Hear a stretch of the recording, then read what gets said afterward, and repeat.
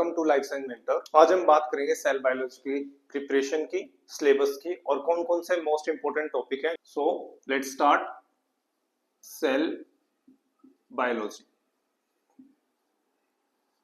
इसमें जो हम बात करने जा रहे हैं, हम सिलेबस की, जो हमें कवर करना है according to CSIR NET JRF life science and CUET PG course के लिए।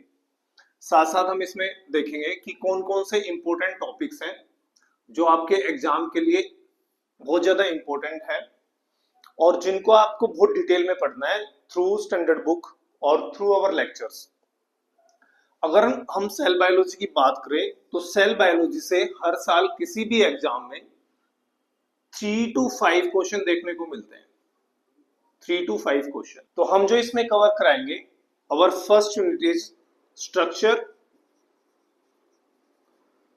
And function of plasma membrane.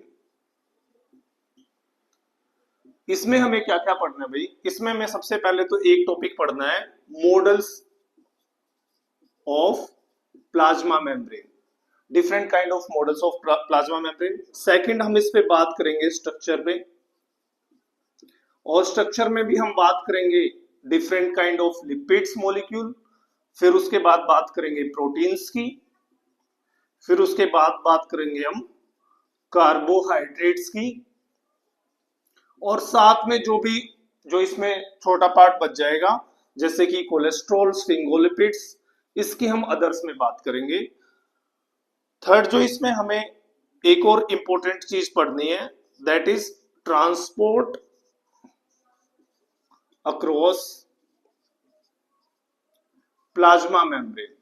Transport में हम पढ़ेंगे osmosis, diffusion, transport of small molecule, transport of large molecule, active transport, passive transport, different kind of ions, ion channels, ये सब हम इसमें cover करने वाले हैं। अगर मैं इसमें इंपोर्टेंस की बात करूं तो इसमें जो मोस्ट इंपोर्टेंट है, एक तो है इसमें लिपिड्स।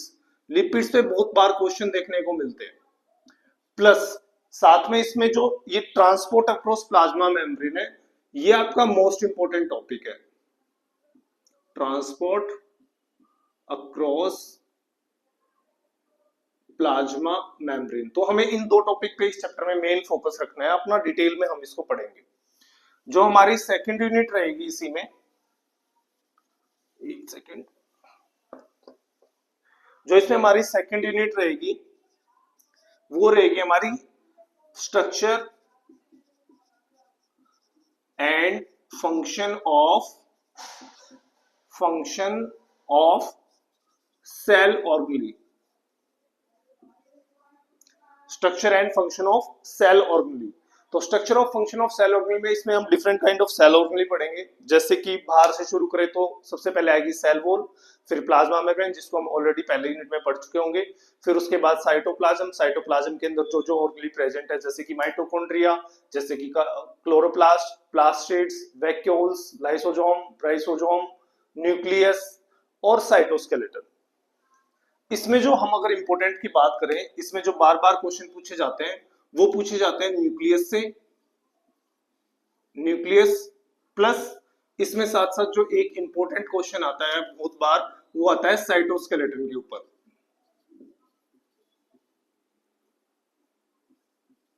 साइटोस्केलेटन के ऊपर तो इनको भी हम डिटेल में देखेंगे।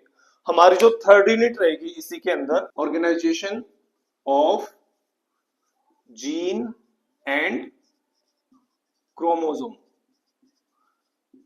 इसके ऊपर हम डिटेल में बात करेंगे। और इसमें भी जो हमारे मेन इंपॉर्टेंट टॉपिक रहेंगे वो रहेंगे हमारा स्ट्रक्चर ऑफ क्रोमेटिन, जो कि मोस्ट इंपॉर्टेंट है, प्लस क्रोमोसोम। इसी में हम बात करेंगे ट्रांसपोजेबल एलिमेंट की, ट्रांसपोजोन्स की, ट्रांसपोजोन्स के बारे में हम इसमें डिटेल में पढ़ेंगे। तीसरा हमें इसमें पढ़ना है भाई different kind of gene family,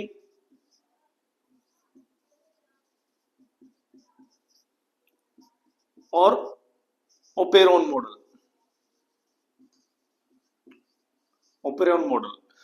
इसके अंदर भी और छोटे छोटे 2-3 टॉपिक है, जैसे कि स्प्लिट चेन इसमें आ जाएगा, इंटरस्प्लिट सीक्वेंस आ जाएंगी इसमें। तो इसमें जो इंपॉर्टेंट टॉपिक है, जो हमारे एग्जाम पॉइंट ऑफ व्यू से इंपॉर्टेंट है, वो है एक structure of chromatin plus operon model. ये दो ऐसे टॉपिक है जहां से बार बार एग्जाम में क्वेश्चन आते हैं। उसके बाद जो हमारी फोर्थ यूनिट रहेगी वो रहेगी भाई हमारी सेल डिवीजन। इसमें हम पढ़ेंगे सेल डिवीजन में mitosis and meiosis, mitosis and meiosis. और माइटोसिस एंड मियोसिस में भी जो सबसे इंपॉर्टेंट है इसके स्टेप्स, कौन कौन से इसके स्टेप्स हैं, जो मैं आपको ट्रिक के थ्रू बताऊंगा आपको कैसे याद रखने हैं। और जो इसमें एक और मोस्ट इंपॉर्टेंट चीज है वो है regulation of cell cycle, regulation of cell cycle. एक और जो इसमें, अच्छा इसमें भी अगर हम इंपॉर्टेंट की बात करें तो इसमें हमारा इंपॉर्टेंट रहेगा regulation of cell cycle, regulation of cell cycle. आप लाइफ साइंस से जूलॉजी का कोई भी एग्जाम दो, आपको रेगुलेशन ऑफ सेल साइकिल से या फिर steps of mitosis and meiosis से एक क्वेश्चन जरूर आपको मिलता है उसमें। जो हमारी इसमें फिफ्थ यूनिट रहेगी वो रहेगी माइक्रोबियल फिजियोलॉजी, माइक्रोबियल फिजियोलॉजी। और इसमें भी जो क्वेश्चन आता है हमारा, एक आता है ग्रोथ से, ग्रोथ फेज, जो डिफरेंट एक ग्रोथ कर्व होती है माइक्रोब्स की, उस पे क्वेश्चन आता है। सेकंड इनका स्ट्रेस रिस्पॉन्स,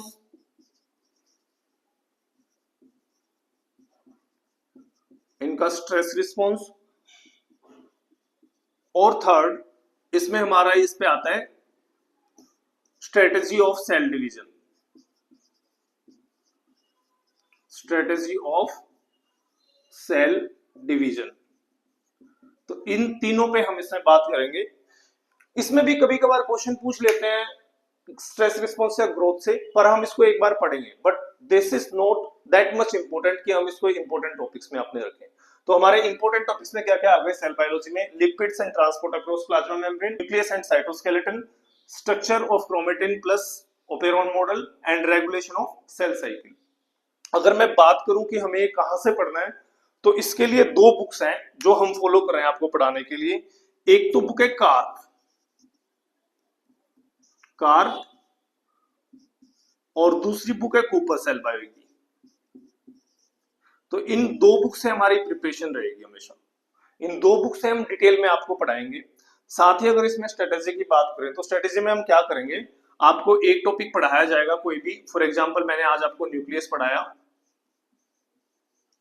तो इस न्यूक्लियस के आपको सारे पीवाईक्यू दिए जाएंगे। और पीवाईक्यू भी कौन से सब्जेक्ट के? एक तो CSIR, नेट, JRF के, प्लस आपको पीवाईक्यू दी जाएंगे CUET PG के लिए। आपको ये सारे PIQ सोल्व करने हैं। अगर इसमें से आपको कुछ समझ में नहीं आता तो हम नेक्स्ट क्लास में डिस्कस करेंगे। और जो हमारी दूसरी स्ट्रेटेजी रहेगी, जो मेरी एक बेसिक स्ट्रेटेजी है, वो है कि आपको जब भी नेक्स्ट क्लास अटेंड करनी है तो पीछे वाला आपको जितना भी आज तक किया है वो सारा आपको प्रिपेयर करके फिर करनी है। अगर आप इन दो चीजों को फॉलो करते हो तो I guarantee you will not fail in any exam. तो ये हमारी स्ट्रेटेजी रहेगी। सो मिलते हैं अपने कोर्स के साथ। Good bye.